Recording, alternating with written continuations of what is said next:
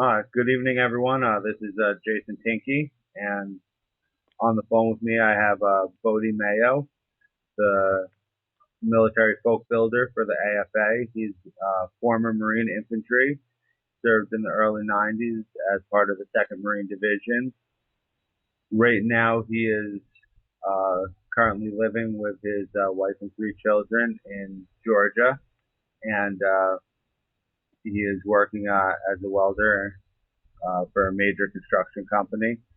And he has been publicly or working with the heathen community for some time now, and he has just recently taken the position of military folk builder with the AFA. So, so the first question I have for you, Bodie, is how you doing tonight? I'm doing pretty well. Cool. So now you said you've been at the True now for what, about 11 years? Yeah, about 11 years. I actually, about 11 years ago, there was a small trend in heathenry where the new folk among us, those of us, as we like to say, within the AFA, those of us transitioning from the folk without to the folk within, there was a kind of a trend there for a little while where we did what was called a profession of faith, usually at a moot. Mine was not. Mine was actually at a private Yule gathering, and I actually took my profession of faith on Mother's Night of 2001. So since then. No, what originally brought you into heathenry? Well, I got to tell you, it was a very long road. As I like to think of it, got to the place where I finally realized I was supposed to be all along. I investigated a lot of things. I can remember from a very early age not really accepting, or I guess you would say believing or buying into Christianity, even though that was, of course, as a lot of us, what I was brought up in. So, once I became an adult, as has happened with a lot of us, I just began to explore what else, what else was in the world. And, I investigated a lot of things, neo-paganism, of course, because, that's always attractive to younger folk and native beliefs.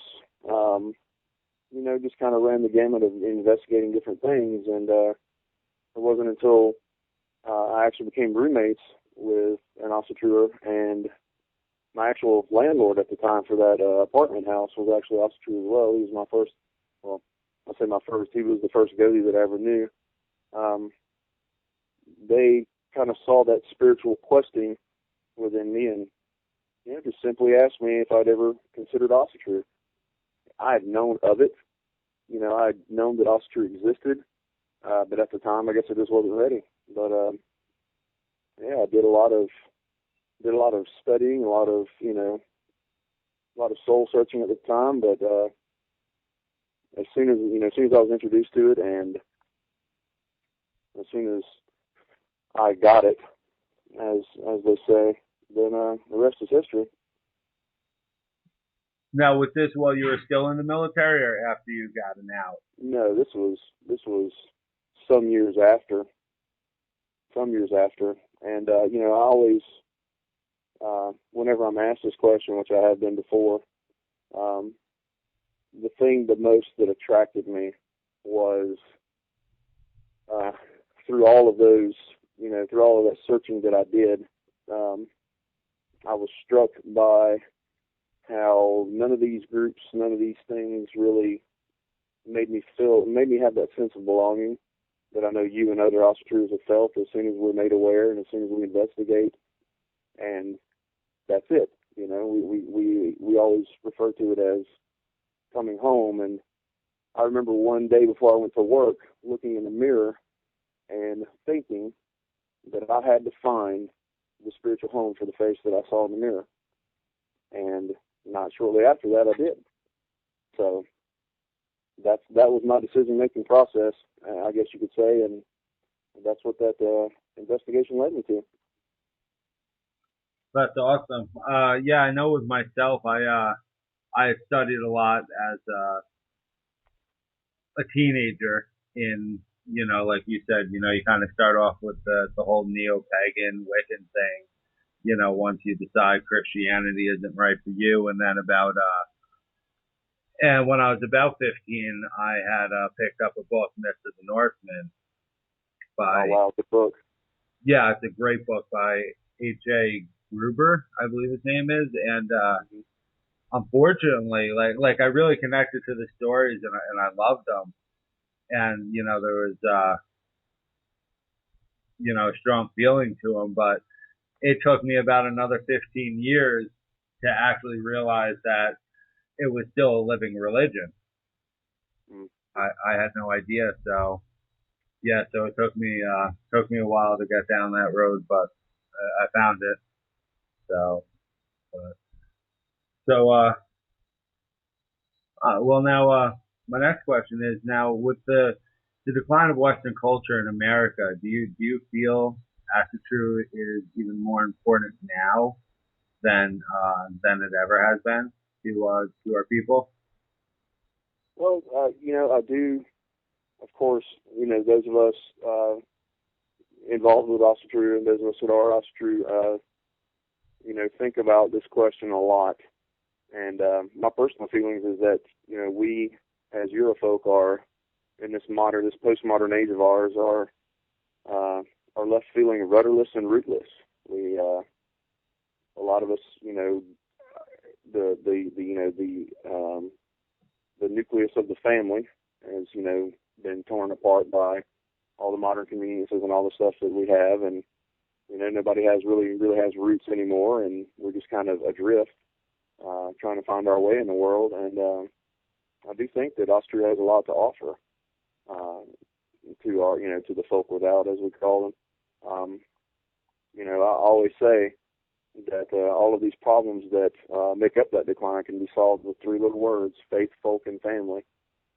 Those three things. My wife has those. She has those printed on her checks for our banking account. She has faith, folk, and family printed on there. And I don't know if it does, ever reaches or does any good to anyone who sees it, but it's a very, very subtle reminder to both her and I anytime we see it. And I really think that those three things are a good start towards fixing it. I think that we who are Asatru are better equipped to deal with the decline, and that requires a constant regimen of learning and being vigilant about learning and knowing and watching, knowing the signs of the decline itself. So yeah, I think that it is more important now than ever, and I'm glad to be a part of it, and glad to be here for those who are trying to find their way and are trying to put down spiritual roots. Definitely. That's I like that, faith, folk, and family. That's a good way of putting it. Yeah, that does definitely sum up a lot of it right there. That the core beliefs in a sense, and the things that really matter, and the things that if nothing else, someone new to Asatru or is investigating their spirituality, that really is a nice way to just place it, because if those things matter to them, then this is probably where they belong, because that's just, it sums it up. It's nice. I like that. I'll have to remember that. If you don't mind, I might use it at some point. Oh well, many have before, and I'm sure you won't be the last. So so now with this, how do you feel that the national organizations have affected Asatru positively and negatively to either help with this to help with the cause of bringing people into the fold and helping the people that are already home. Well, I can tell you that uh, as a folk builder for the AFA, I can only speak to my experience, being a part of it and now working as a part of it. And that's been nothing but good. In the past year since I've become a member and now a folk builder, I have met, mooted, sat in stumble, stood and bloat, and been in contact with far more fellow ostrichers than I did on my own. And to me, that's a plus.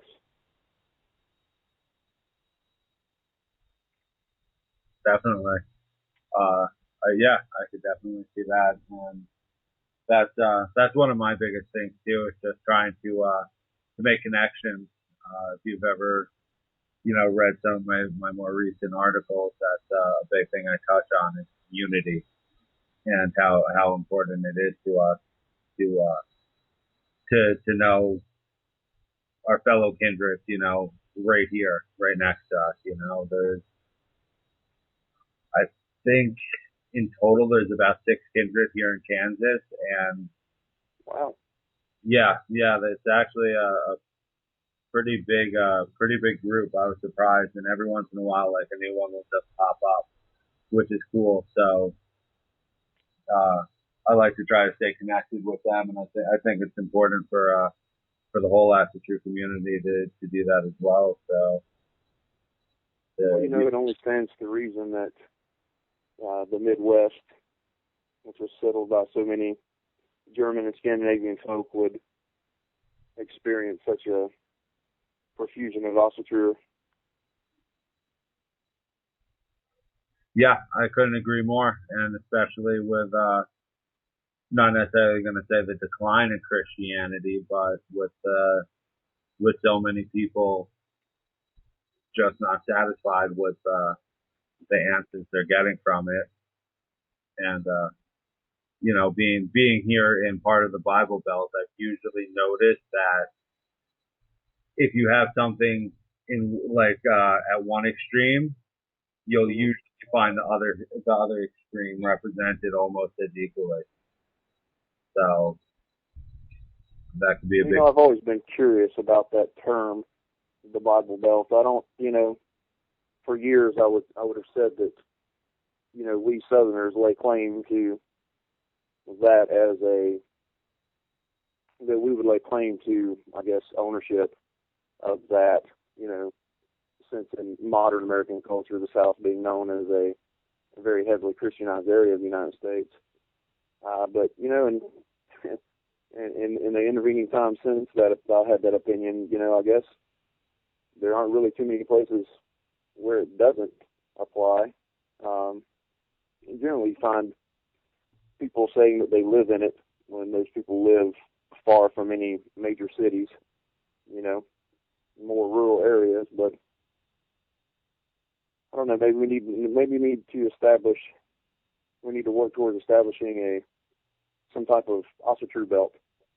That would be awesome. Well, I think We're working on it one bit at a time. yeah, I was just gonna say I think probably in the next